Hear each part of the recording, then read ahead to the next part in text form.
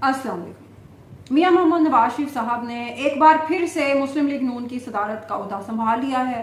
अब मुल्क में इंकलाब आने से कोई भी नहीं रोक सकता, क्योंकि मुल्क में जितने भी मसाइल थे, खास तौर पे पिछले 16 माह की हुकूमत में जो मसाइल थे, वो सारे अब हल हो जाएंगे, क्योंकि अब मियां मोहम्मद नवाज शरीफ साहब मुस्लिम लीग के सदर बन गए। और मियां मोहम्मद शहबाज शरीफ साहब जो उनसे पहले मुस्लिम लीग के सदर थे, उन्होंने इस खबर पर बहुत ही खुशी का इजहार किया कि उनके कंधों से एक भारी बोझ हट गया, क्योंकि अब मियां मोहम्मद नवाज शरीफ साहब की इनकलाबी क़यादत ही मुल्क को जो बहरानों में फंसा हुआ है उस पर निकाल सकती। कैसे हौसला लेकर आते हैं इतनी चबले मारने का।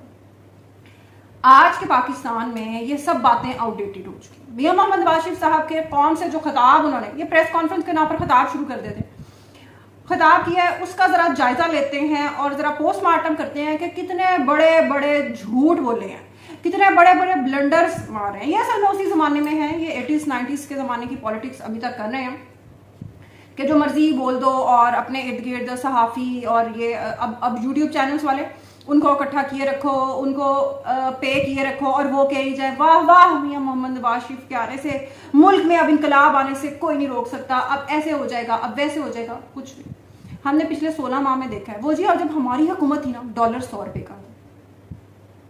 अभी ये जो पिछले कुछ महीने पहले हुकूमत होकर गई थी, शहबाज शरीफ साहब जब पहले वजीर आजम थे, निगरान वजीर आजम के आने से पहले, उस वक्त मुल्क में किसकी हुकूमत थी?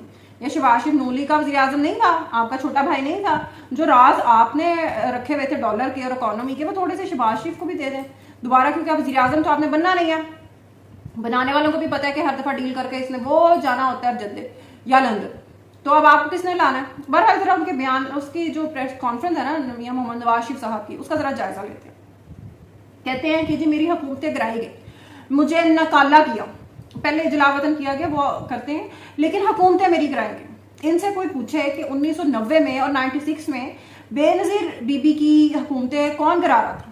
शहीद मोहतरमा बेनजीर भुट्टो की हुकूमतें गिराने की साजिश में ना सिर्फ ये कि उस वक्त के आर्मी चीफ फरूक लगारी, इसहाक खान, ये सारे के सारे वन पेज पे थे नवाज शरीफ के साथ। जब आपकी हुकूमतें बनवाई जा रही थी, उस टाइम जो साजिशें की जा रही थी वो नजर नहीं आई मियां मोहम्मद नवाज शरीफ साहब। इतने साल हो गए हैं, अब भी सच बोलने का हौसला आप में पैदा नहीं हुआ। अब तो सारी दुनिया को पता है क्या क्या कुछ उस टाइम होता रहा। असगर खान केस पर बात करने का आज तक आपकी पार्टी के बुजरा हौसला पैदा नहीं कर सके, और करेंगे भी कैसे। असगर खान केस की जब बात होती है तो यह पता चलता है कि नवाज शरीफ और उस जमाने की बेशतर मोतबर सियासी क़यादत किस तरह काबिल खरीद थी। फिर कहते हैं कि जी अदलिया ने मुझे नाअहल कर दिया। और अदलिया ये सारा कुछ क्यों करती है? अदलिया ये सारा कुछ इसलिए करती है कि जितने भी जजेस आज बैठे हुए हैं ना अदालत में, सुप्रीम कोर्ट ऑफ पाकिस्तान में या इस्लामाबाद हाई कोर्ट में या लाहौर हाई कोर्ट में, ये सारी के सारे मियां मोहम्मद नवाज शरीफ साहब आपकी लगाई हुई फील्डिंग ही है। जी हाँ, चाहे वो चीफ जस्टिस मौजूदा काजी फायज़ साहब हों, मंसूर अली शाह साहब हों, या जस्टिस मुनीब अख्तर हों, मतलब कोई भी हो, उमर अता बंदियाल साहब भी इवन, ये सारी आपकी लगाई हुई फील्डिंग ही थी।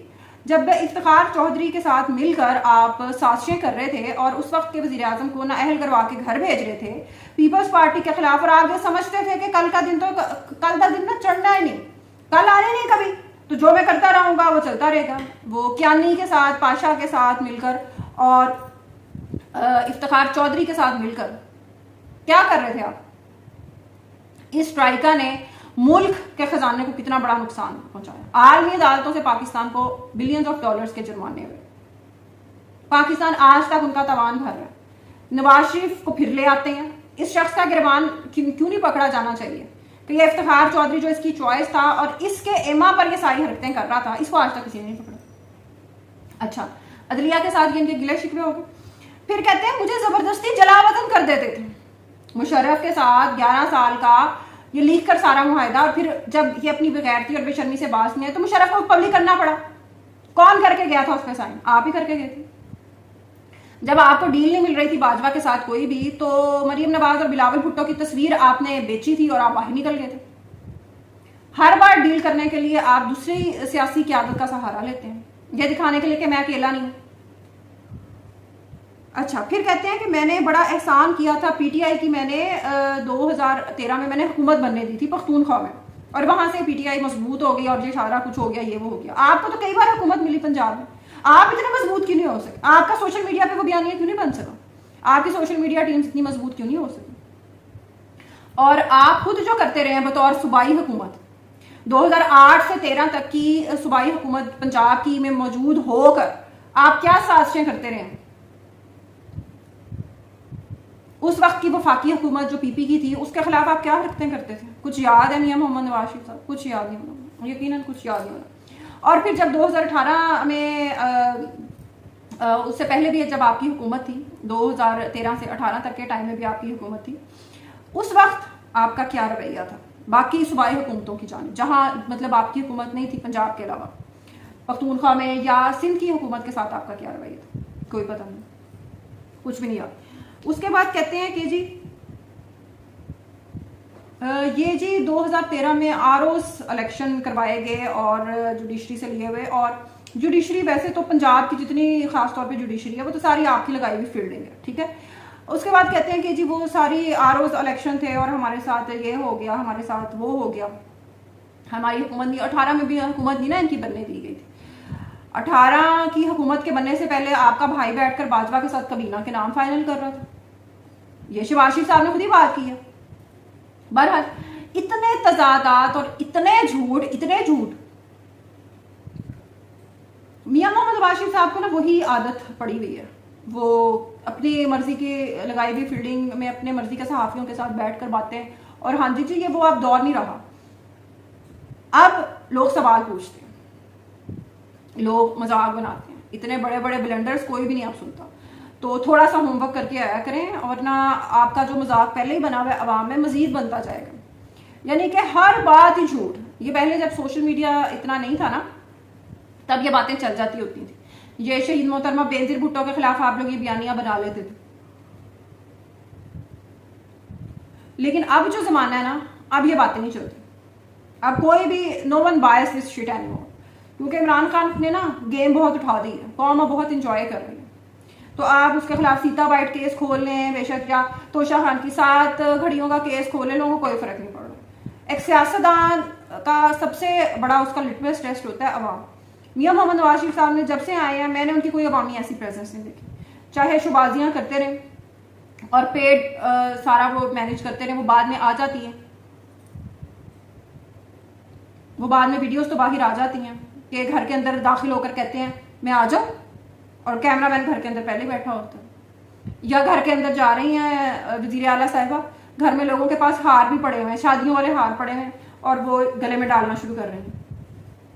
ये 2024 है, लोग आपसे उनकी नफरत में मजीद इजाफा हो। इमरान खान साहब पर आ जाते हैं। इमरान खान साहब के लिए सिचुएशन बेहतर से बेहतरीन होती जा रही है हर आने वाले वक्त के साथ, और उसकी वजह ये है कि पाकिस्तानी सियासत सिर्फ फौज पे नहीं चलती। पाकिस्तानी सियासत में एक और बड़ा किरदार हमेशा रहा है जुडिशरी का, और अदलिया में कुछ ही महीनों के बाद, अब तो वैसे भी सुप्रीम कोर्ट में तो वैसे भी छुट्टियां हो जानी है गर्मी की, तो छुट्टियों के बाद अगले जो चीफ जस्टिस हैं वो आ रहे हैं मंसूर अली शाह साहब, और मंसूर अली शाह साहब को बता दिया गया है हामिद खान साहब की तरफ से भी और बाकी हल्कों की तरफ से भी कि जिस तरह पिछले 1 साल में चलाया गया इस तरह का कोई सिस्टम हमने बर्दाश्त नहीं करना।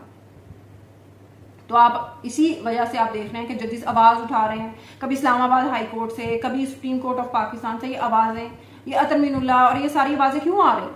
ये इसलिए आवाजें आ रही हैं कि अब माहौल को बदलने की कोशिश की जाएगी, और इस तब्दीली का आगाज होगा अक्टूबर के महीने से। वैसे भी अब जो गर्मियों के महीने हैं इनमें तो कोई तहरीक वैसे चल भी नहीं सकती। मौलाना फजलुर रहमान थे जो बच्चे ले आया करते थे, तो उन्होंने भी हाथ खड़े किए हुए। उनकी गैर मौजूदगी में पीटीआई के लिए शेर अफजल मरवत भी अगर साइड पे है, तो शेर अफजल मरवत साहब के बगैर तो क्राउड्स निकालना नामुमकिन है इतनी गर्मी में, तो सुकून से बैठे कुछ महीनों में ही। सर्दियां आने के साथ साथ ही इमरान खान साहब और पीटीआई के लिए भी बड़ी ठंडी हवाएं आने वाली हैं। अल्लाह।